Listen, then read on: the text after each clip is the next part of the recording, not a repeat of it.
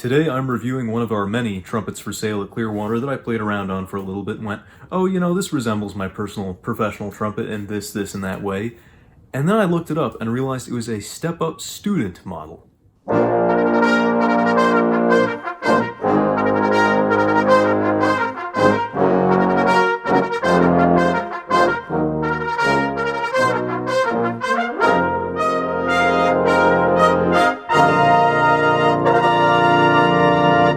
What's up, everybody? This is your host Sam here from the Samuel Plays Brass channel. Hope you're all doing well today, and thank you for tuning in. If you're an old hat in the audience, welcome back as usual, and if you're a new hat, welcome aboard. I hope you'll stick around, and if you go on to enjoy, make sure to subscribe for more videos like this. Today on the channel, we are discussing and demonstrating the CarolBrass 3050H trumpet.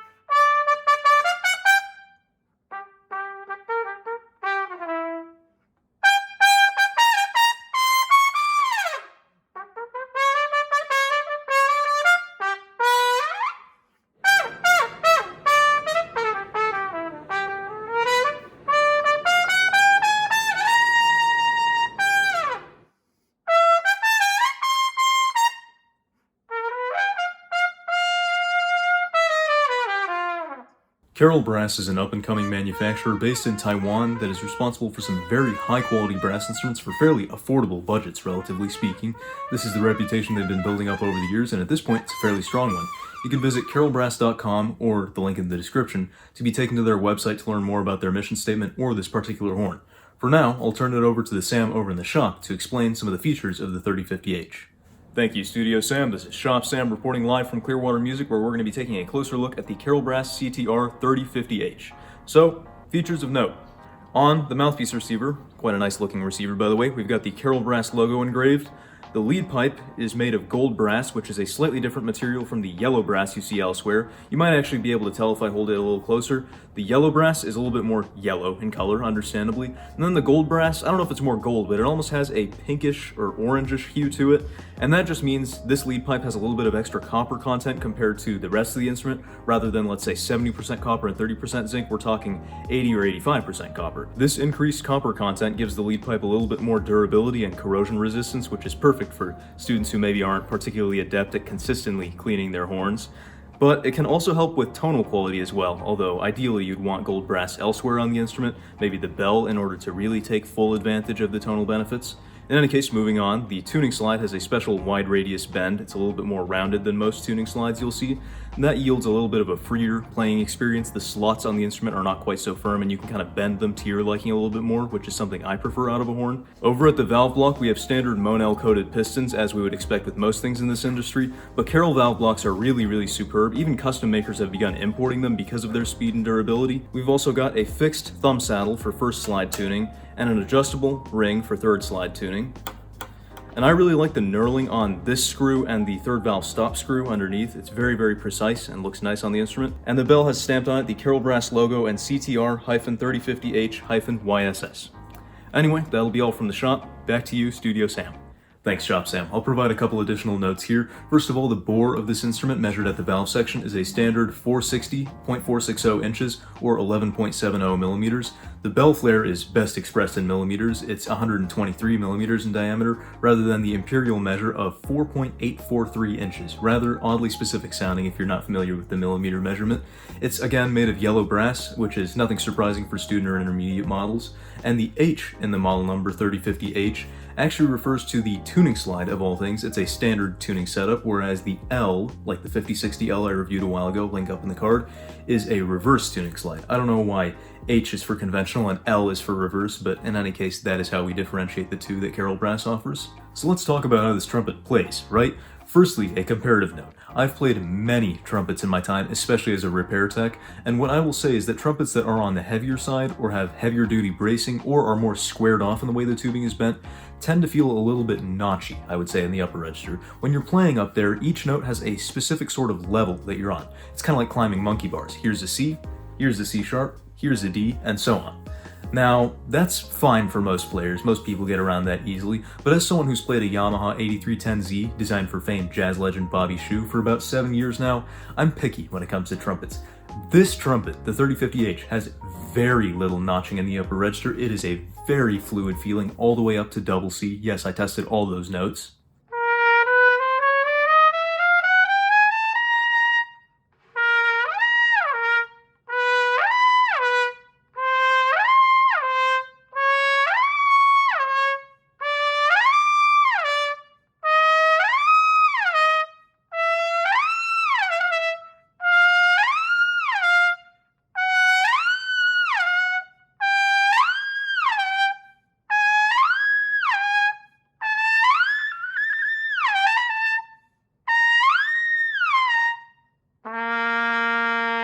What I notice is the high E partial above the staff is not too bad. You can get a nice open high E that slots well. First valve D and 1 and 2 C sharp are not too bad. Even my Bobby Shew prefers, an open D and a middle valve C sharp to bring the pitch up a little bit. So this trumpet slots really well up there. Honestly, double A flat, A, and B flat are not too bad, honestly, and C comes out, which is kind of a miracle for me at times. Now, on a rather less impressive note, while the upper register does slot exceptionally on the 3050H, the middle register has some issues with it, and I'll turn it back over to the shop Sam to explain that part to you. I'd like you to have a listen to two open major arpeggios, the first with as little lipping into tune as possible, and the second with a little bit more corrective work done.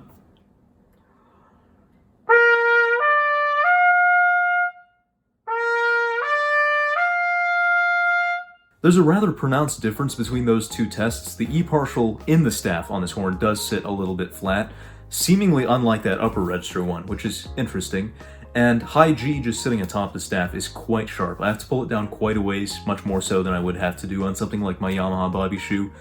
But all the same, I don't think I've ever run into a student trumpet that doesn't have that issue of E falling flat and G climbing quite sharp. The other little thing is that as you descend into the lower register, the first few notes, C down to B flat or maybe A, feel great and have a good volume to them, but as you cross into A flat territory, and especially those last couple notes, you start to lose a little bit of clarity and volume in your sound. It's kind of tough to play down to there, but it's not the end of the world and is very common with student model trumpets.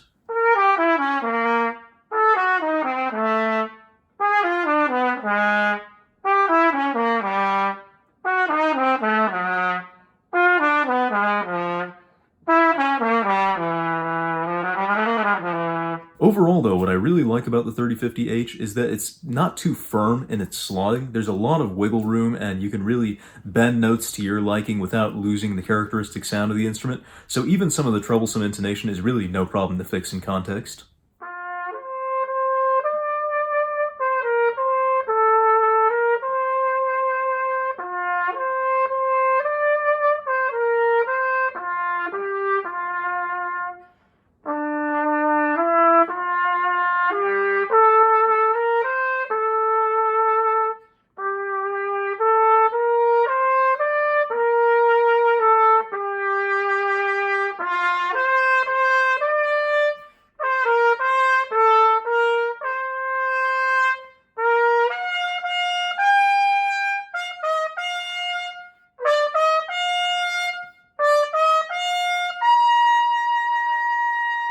I think jazz is probably what sounds the best on the instrument. I certainly had the most fun on this instrument while I was playing the Back Row Politics clip in the intro, but honestly I like its sound all around the tonal compass, and what's really strong about this trumpet is that it's generally good at avoiding that overblown, kind of nasty tone quality that is especially prevalent in my experience on those heavier, overbraced trumpets. But to be fair, that's also, I'm a little bit biased there as someone who generally plays a fairly lightweight horn.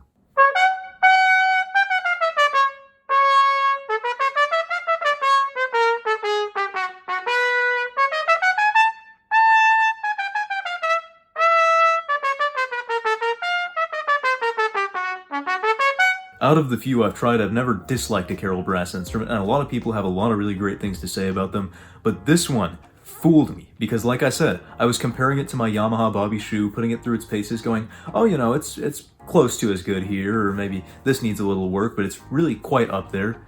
And then, like I said, I went on their website and realized it was a student intermediate model, and that really just threw me for a loop. I've sincerely enjoyed my time with the 3050H, and I think for this review we'll bring back a little Scholastic brass mouth feature, the SAM seal of approval, just because I think this is a really good horn that could target middle and high school students. It's not going to hold them back in any scenario, and sure, maybe if you're a performance major or you're constantly playing gigs, maybe you'll fancy something else a little bit more than this one, but this trumpet really hits it out of the park for anything within its price point or general demographic, I suppose we could say. If you're still tuned in, thanks for sticking around. Make sure to leave a like and a comment down below. And if you want to see more of this type of stuff, make sure to check that you're actually subscribed to the Samuel Plays Brass channel, unlike the vast majority of my viewers, as you can see there. Subscribing is a small gesture with a huge impact on the channel, and will keep you updated as more of this type of stuff comes out. For now, you can check out existing reviews in the playlist up in the top right corner, but remember that we've always got more coming out. Thanks so much for watching. This has been Samuel Plays Brass reviewing the CarolBrass 3050H, and we'll see you on the flip side. Thanks for watching, everybody. If you want to support the creation of bigger and better content on the Samuel Plays Brass channel, have your name featured right here, and a whole host of other perks and benefits, then please consider pledging your support at patreon.com/SamuelPlaysBrass. For now, you can find more videos in the end screen cards to my left.